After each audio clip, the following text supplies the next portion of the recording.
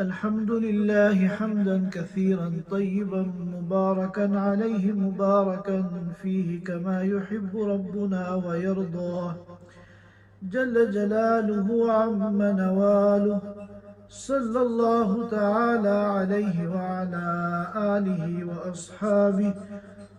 وبارك وسلم تسليما كثيرا كثيرا. أما بعد فأعوذ بالله من الشيطان الرجيم. ما أصاب من مصيبة إلا بإذن الله ومن يؤمن بالله يهد قلبه والله بكل شيء عليم.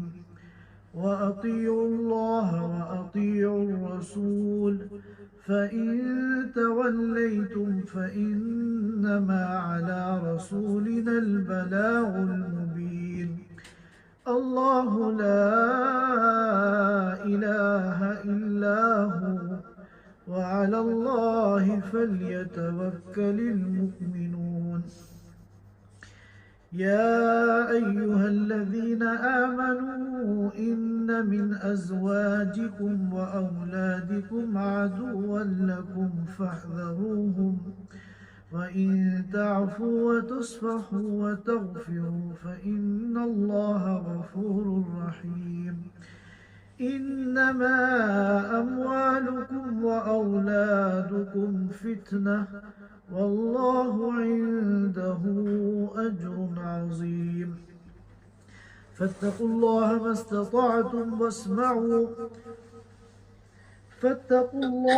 استطعتم واسمعوا وأطيعوا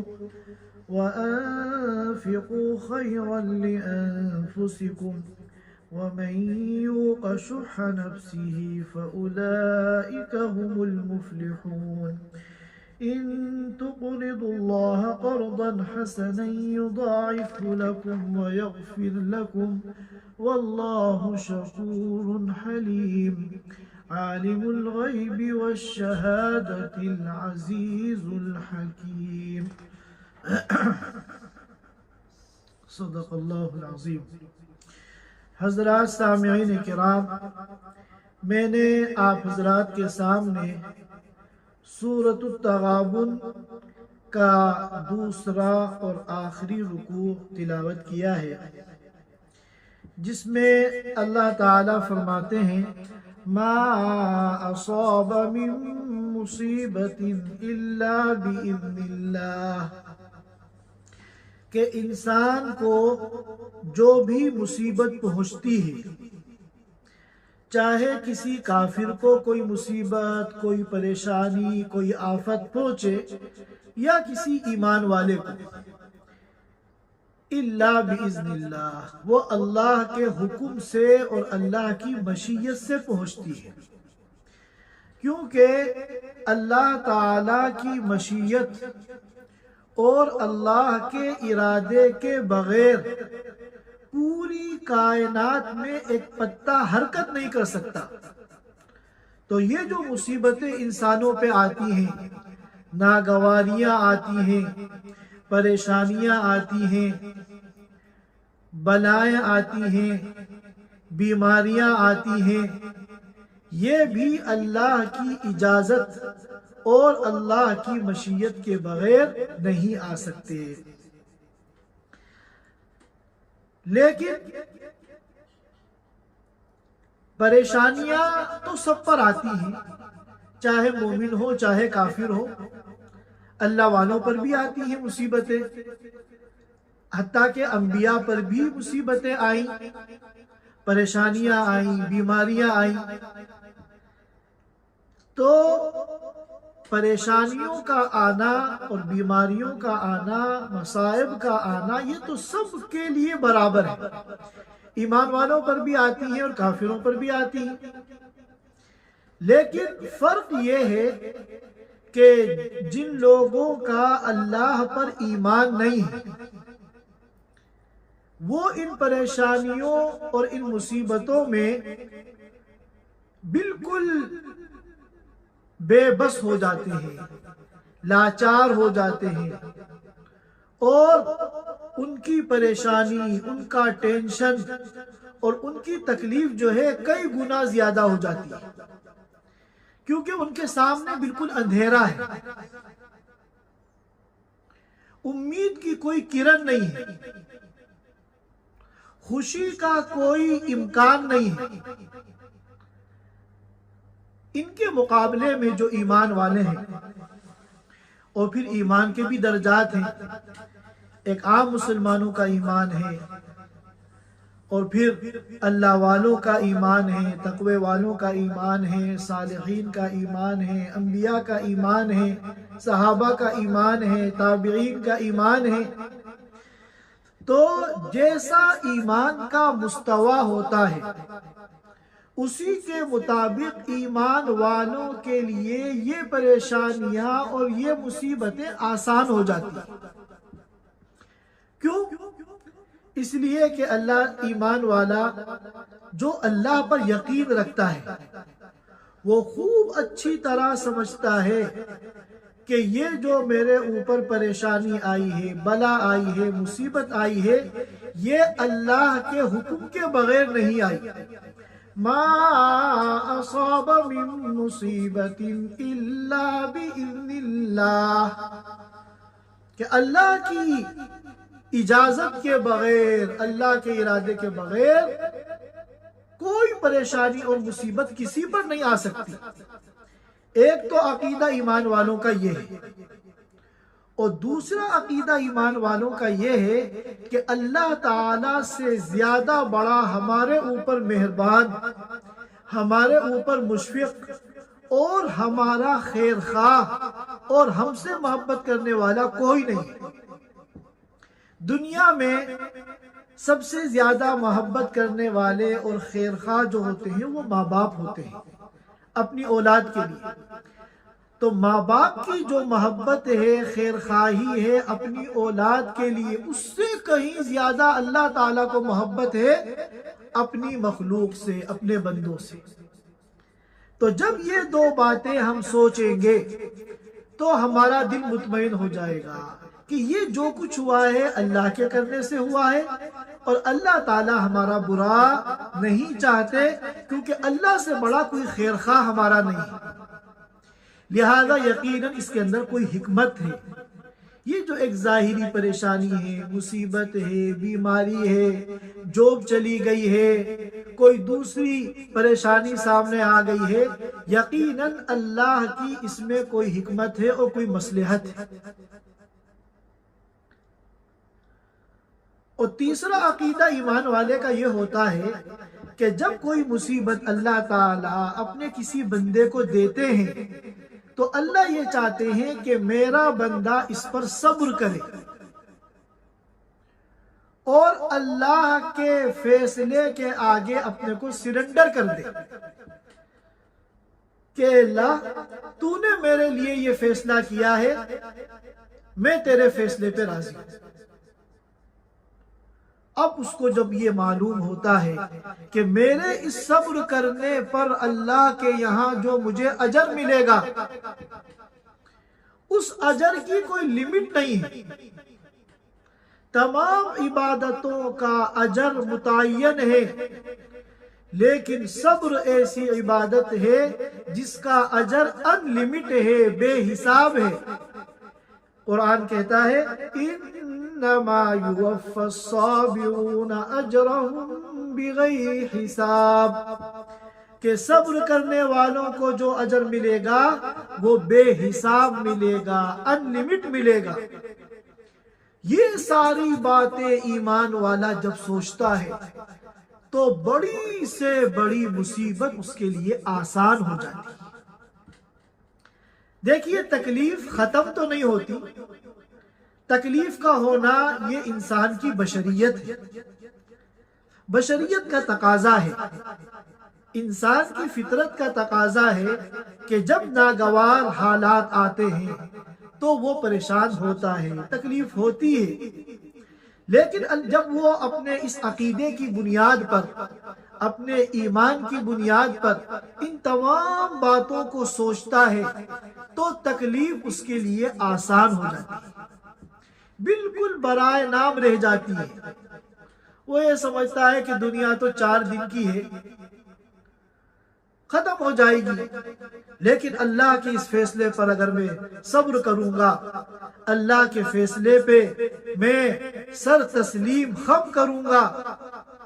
تو کل آخرت میں یہ صبر میرے کام آئے گا۔ اور یاد رکھیے، صبر پر اتنا اجر ملتا ہے کہ قیامت کے دن جب بندہ اللہ تعالیٰ کے سامنے حاضر ہوگا اور اس کے سامنے اس کے اجر و ثواب کو ظاہر کیا جائے گا، تو ایک عام ایمان والا بندہ کہے گا اے اللہ اتنی تو میں نے عبادتیں نہیں کی، وہ حیران رہ جائے گا، میری تو زندگی ایک عام مسلمانوں کی طرح گزری ہے، کوئی خاص عبادتوں کا ذخیرہ تو میں نے اپنے نامہ اعمال میں جمع نہیں کیا۔ تو بتایا جائے گا کہ فلاں موقع پر تمہارے اوپر مصیبت آئی تھی، پریشانی آئی تھی، بیماری آئی تھی، اور تم نے یہ کہہ کر کہ یہ میرے رب کا فیصلہ ہے، میں اس کے اوپر راضی ہوں، اور تم نے صبر کیا تھا، واویلا نہیں پیٹا تھا، شور نہیں مچایا تھا، ہنگامہ نہیں کیا تھا، بے صبری کا اظہار نہیں کیا تھا، بلکہ تم نے صبر کیا تھا، یہ اس صبر کا اجر ہے، اس کا ثواب ہے۔ تو کیا بعید ہے کہ بندہ اس وقت تمنا کرے کاش کہ میری پوری زندگی بیماریوں میں گزرتی اور میں ان بیماریوں پر صبر کرتا، ایک منٹ بھی دنیا کی میری زندگی کا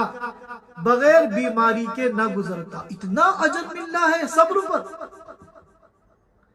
لہٰذا جب یہ تمام باتیں ایمان والا سوچتا ہے تو اس کے لیے تسلی کا ایک سامان ہو جاتا ہے۔ اور بعض اللہ والے تو پریشانی پہ خوش ہوتے تھے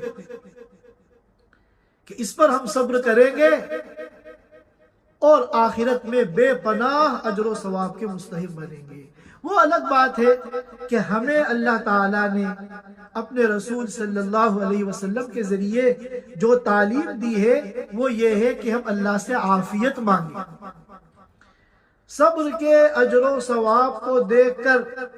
کوئی یہ دعا نہ کرے کہ اللہ مجھے بیماریاں دے، مجھے پریشانیاں دے، مجھے مصیبتیں دے تاکہ میں صبر کروں اور اجر کا مستحق بنوں۔ نہیں، ہمارے نبی نے ہمیں یہ تعلیم دی ہے ہمیشہ اللہ سے عافیت مانگو، کیونکہ اللہ کی تمام نعمتوں میں سب سے بڑی جو نعمت ہے وہ عافیت ہے۔ ہاں، ہم اللہ سے یہ دعا مانگے اے اللہ تو ہمیں تمام بیماریوں سے، پریشانیوں سے، مصیبتوں سے نجات عطا فرما، اور ان تمام مصیبتوں پر صبر کرنے سے جو اجر ملتا ہے اے اللہ بغیر آزمائش کے ہمیں تو وہ اجر عطا فرما۔ اللہ سے تو جو مانگو گے اللہ دے گا، ادعونی استجب لکم،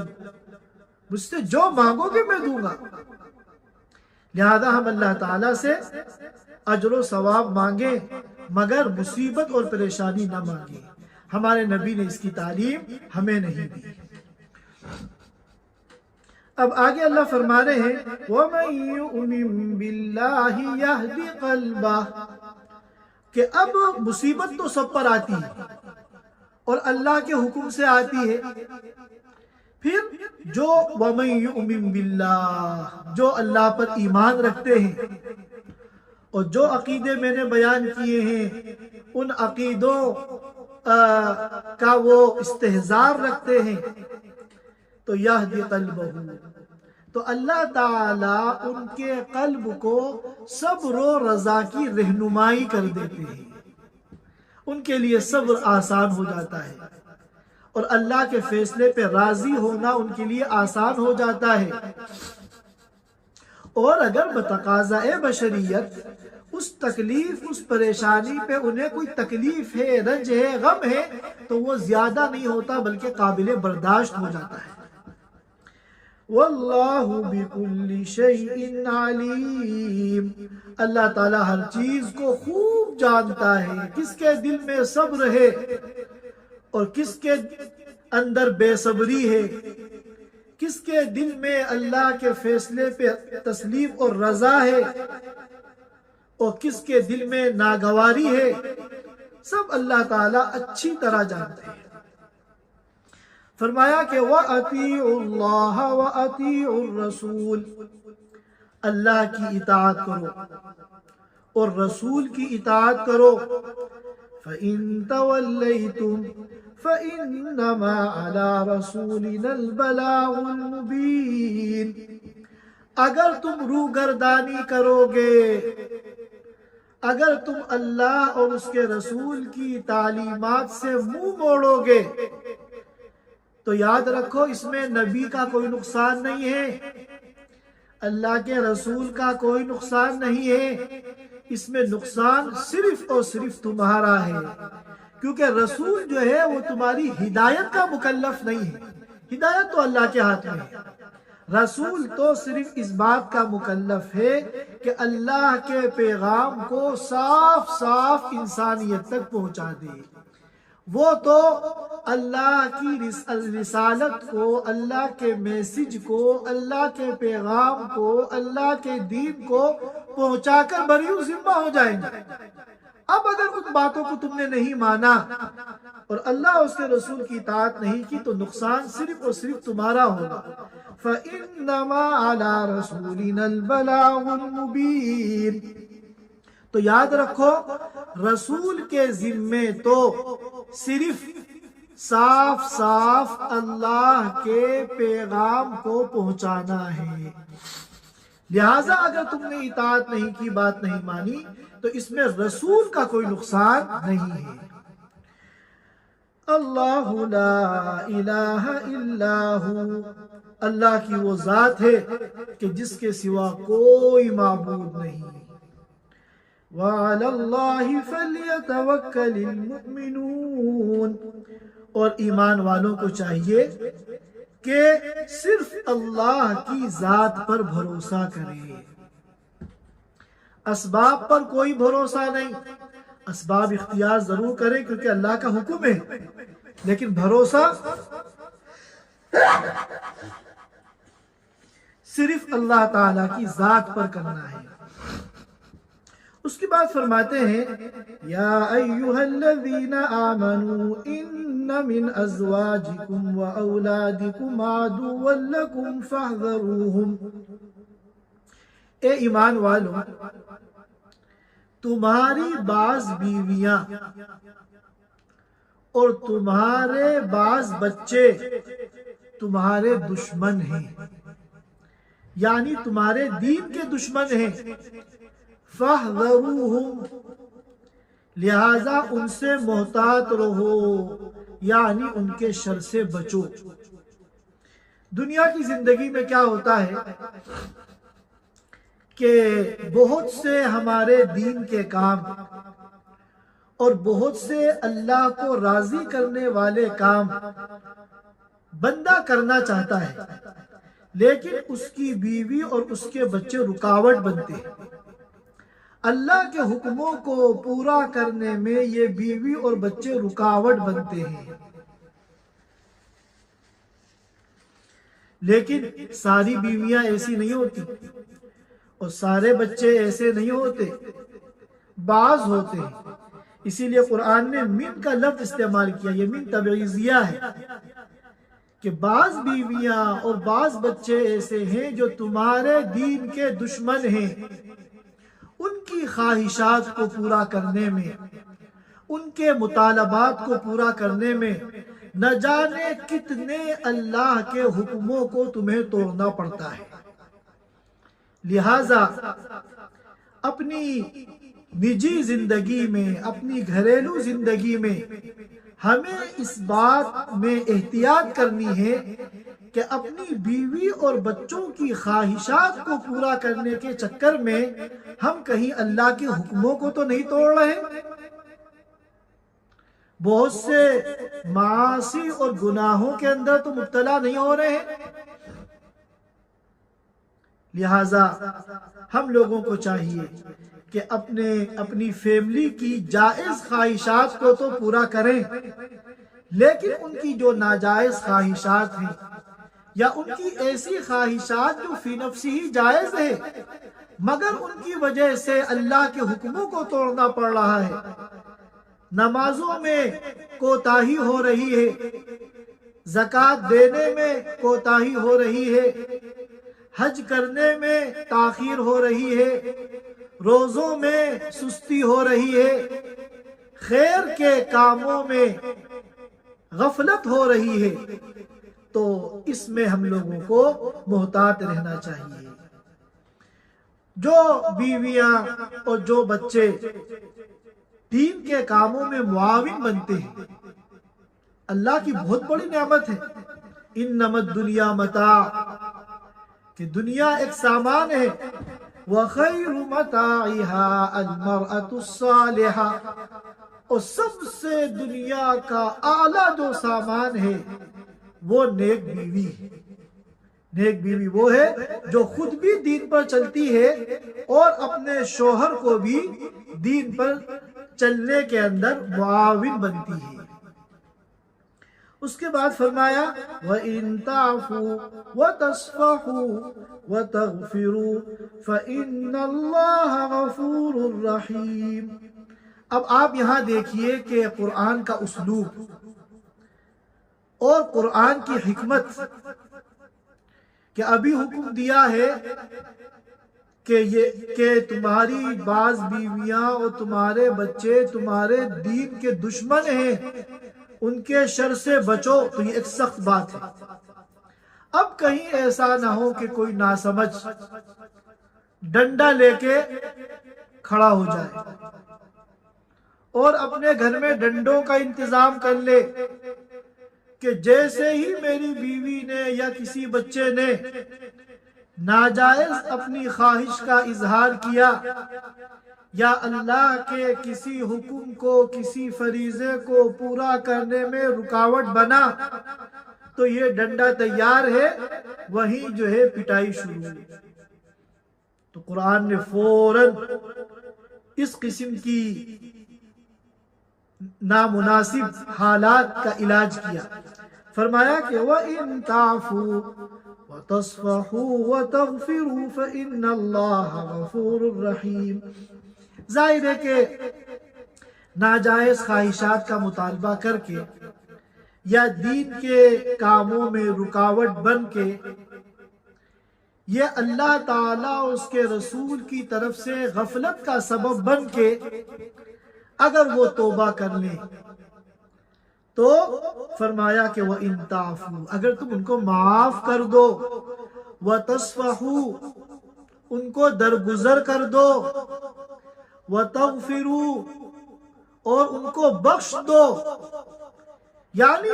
ان کے اوپر سختی نہ کرو، مار پیٹ نہ کرو، بلکہ وہ اگر اپنی غلطی کو تسلیم کر لیں تو ان کو معاف کرو، درگزر کرو، ان کو بخش دو۔ اور کیوں بخش دو اور کیوں معاف کر دو؟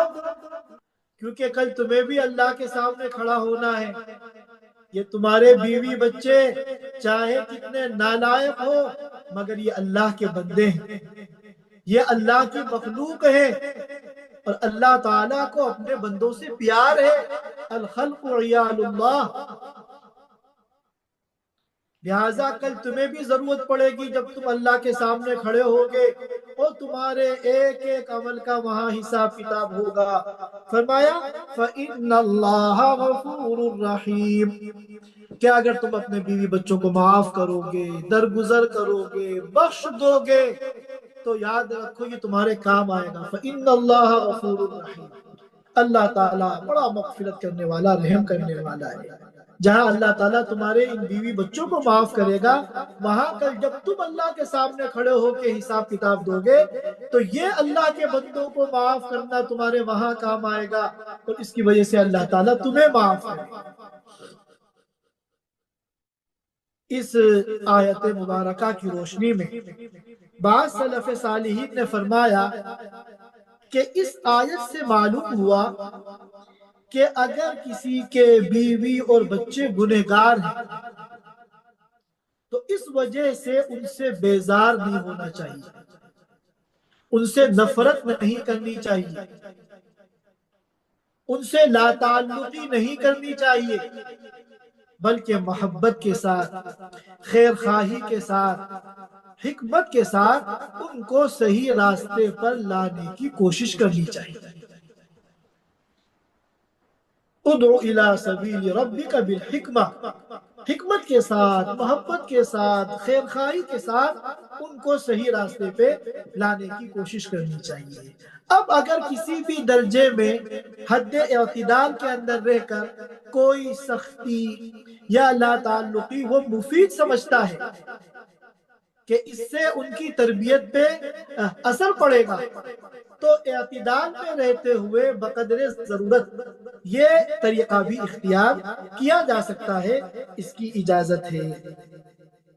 کیونکہ بعض مرتبہ ایسا ہوتا ہے کہ سمجھانے بجھانے کا کوئی اثر نہیں ہوتا، اور اگر ہر وقت رعایت کی جائے تو پھر وہ یہ سمجھتے ہیں کہ ہم جو بھی کچھ کر لیں ہمارا کوئی نقصان ہونے والا نہیں ہے، لہذا ان کے اندر پھر گناہوں کی جرات پیدا ہوتی ہے۔ لہذا اعتدال میں رہ کر بقدر ضرورت ان کو تنبیہ کر سکتے ہیں۔ اس کے بعد فرمایا ہے انما اموالکم و اولادکم فتنہ، بے شک تمہارا مال اور تمہاری اولاد فتنہ ہے۔ فتنے کا مطلب آزمائش ہے تمہارے لیے۔ اللہ تعالیٰ مال دے کر، اولاد دے کر بندے کو آزماتے ہیں، امتحان لیتے ہیں کہ بندہ اپنے مال میں، اپنی دکان میں، اپنی تجارت میں، اپنی ملازمت میں، اپنے دھندوں میں منہمک ہو کر مجھے یاد رکھتا ہے یا نہیں، اپنی اولاد کی محبت میں، اپنی اولاد کے کاموں میں منہمک ہو کر مجھے بھول جاتا ہے یا بندہ مجھے یاد رکھتا ہے۔ تو یہ مال دے کر، یہ اولاد دے کر اللہ تعالیٰ بندے کو آزماتے ہیں۔ اب بعض مرتبہ جب مال کی محبت دل میں آتی ہے اور اولاد کی محبت دل میں آتی ہے تو انسان بہت سے خیر کے کاموں سے محروم ہو جاتا ہے۔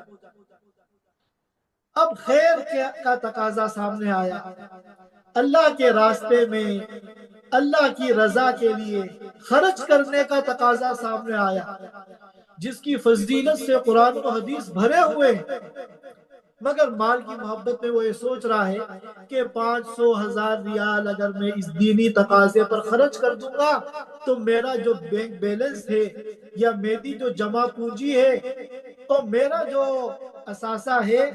وہ کم پڑ جائے گا۔ تو مال کی محبت میں وہ اتنے بڑے اجر و ثواب کے کام سے محروم ہو جاتا ہے۔ اور کتنی مرتبہ ایسا ہوتا ہے کہ انتہائی مبارک اور قیمتی تقاضا سامنے آیا دین پر خرچ کرنے کا، اللہ کی رضا کے لیے خرچ کرنے کا، اب وہ یہ سوچتا ہے کہ یہ 500,000 ریال اگر میں یہاں خرچ کر دوں گا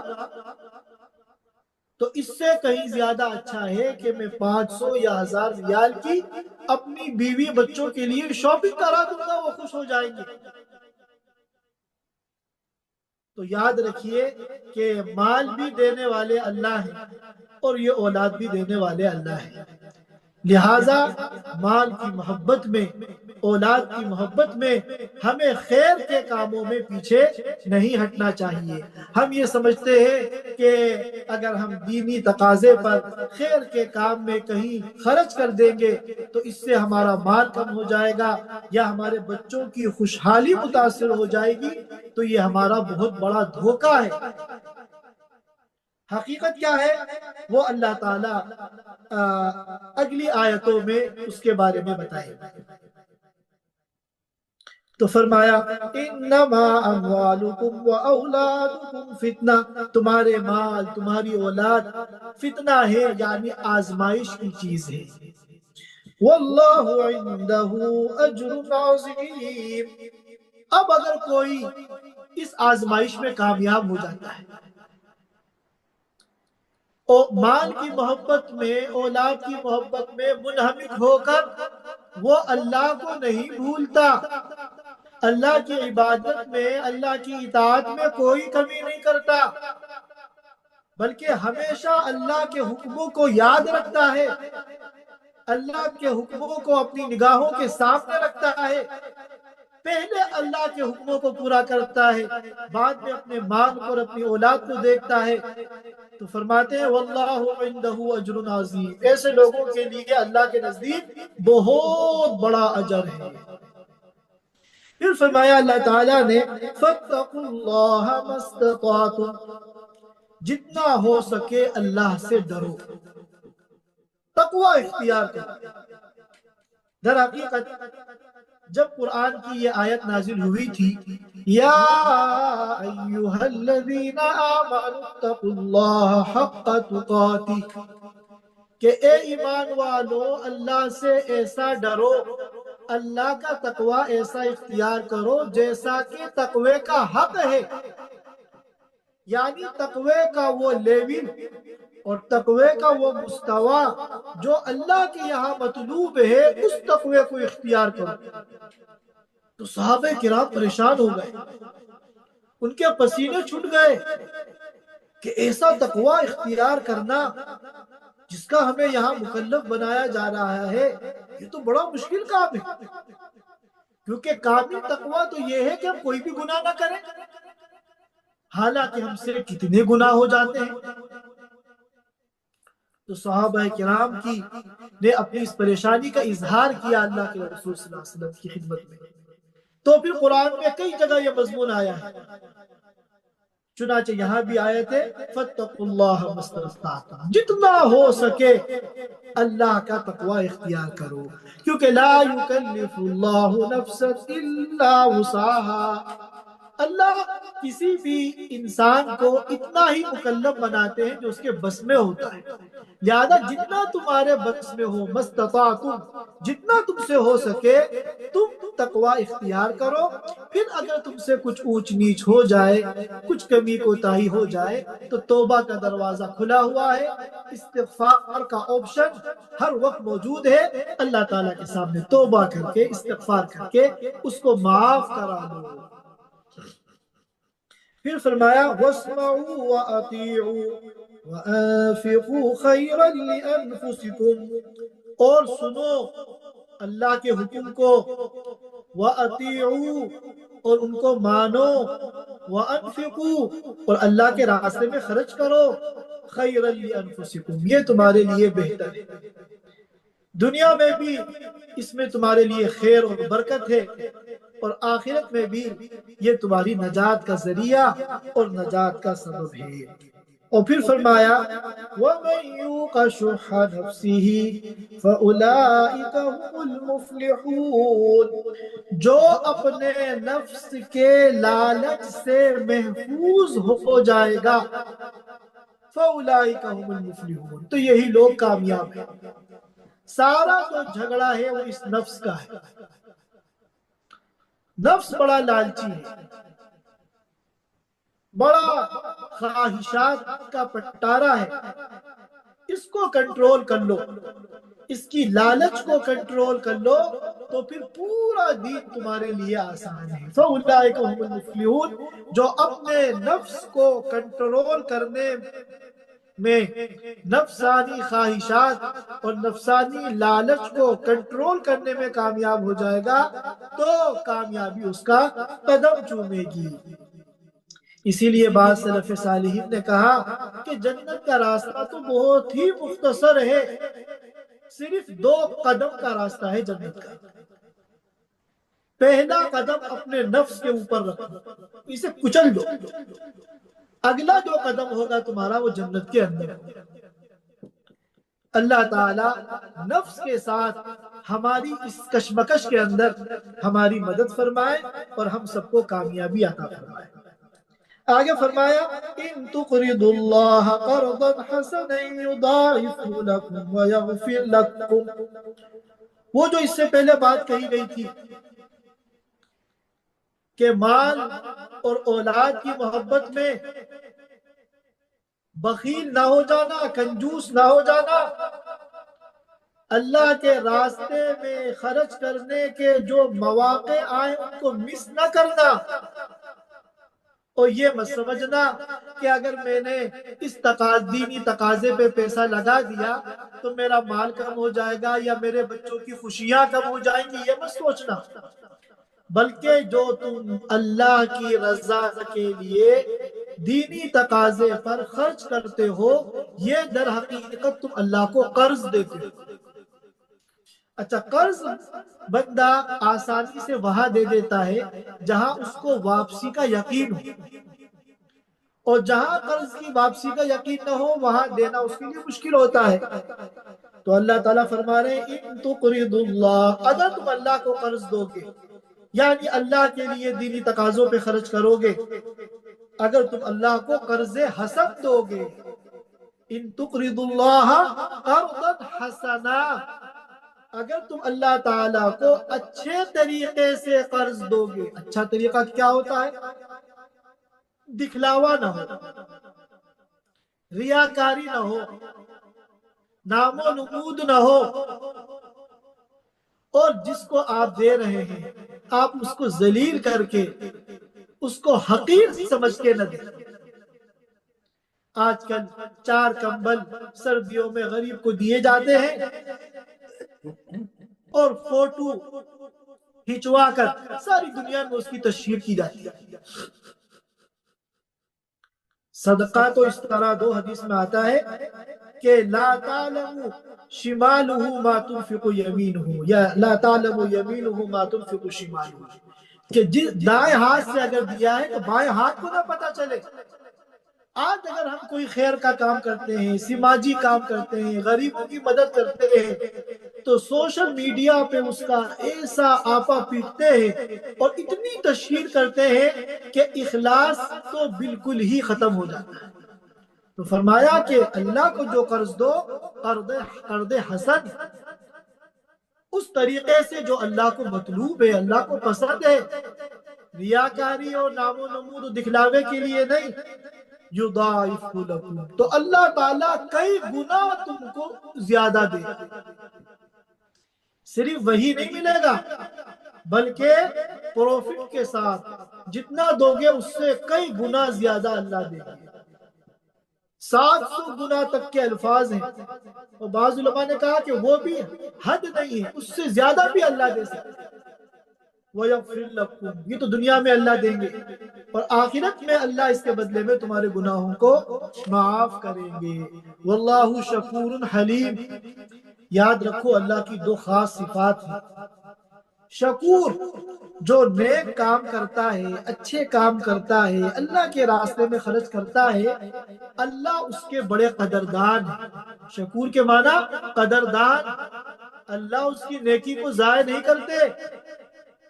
اور حلیم، اللہ تعالیٰ بردبار ہے، جو کوئی گناہ کرتا ہے، اللہ کے حکموں کو توڑتا ہے، معصیت کرتا ہے تو اللہ تعالیٰ بردبار ہے، فوراً پکڑ نہیں کرتے، فوراً سزا نہیں دیتے، فوراً ہلاک نہیں کرتے، بلکہ انتہائی بردباری کا مظاہرہ فرماتے ہیں، پورا موقع دیتے ہیں کہ یہ توبہ کر لے، استغفار کر لے تو سزا کی ضرورت ہی پیش نہ آئے۔ عالم الغیب والشہادہ، ہر چھپی ہوئی چیز کو بھی اللہ جانتے ہیں اور ہر ظاہر چیز کو بھی اللہ جانتے ہیں، اور وہ زبردست حکمت والے ہیں۔ یہ ان آیات مبارکہ کا ترجمہ ہے اور مختصر تفسیر ہے۔ اس درس میں جو باتیں عقیدے سے تعلق رکھتی ہیں اللہ تعالی ہم سب کو ان کو ماننے کی توفیق عطا فرمائے، اور جو عمل سے تعلق رکھتی ہیں اللہ پاک ہم سب کو اس پر عمل کرنے کی توفیق عطا فرمائے۔ وآخر دعوانا الحمدللہ رب العالمین۔ Thanks for watching. Don't forget to like, comment, share and subscribe to Al Wahid channel.